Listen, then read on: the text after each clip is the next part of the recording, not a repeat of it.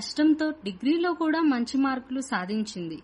కానీ ఆమె ప్రయాణం ఇంకా పూర్తవలేదు.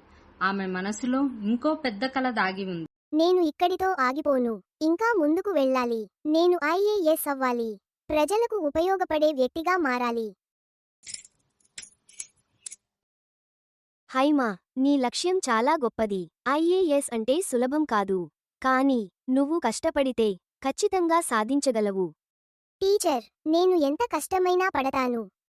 హైమా, నువ్వు ఎంత దూరం వెళ్ళాలనుకున్నా నేను నీతోనే ఉంటాను. అక్క, మీరు లేకపోతే నేను ఇక్కడికి కూడా రాలేకపోయేదాన్ని. అలా హైమా రాత్రింబగళ్ళు కష్టపడటం ప్రారంభించింది. పగలు పని, రాత్రి చదువు. చివరికి ఆ రోజు వచ్చింది, ఐఏఎస్ పరీక్ష రోజు. ఇది నా జీవితంలో ముఖ్యమైన పరీక్ష.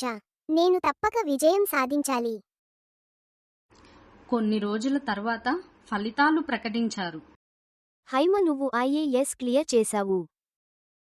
టీచర్, నిజంగానా?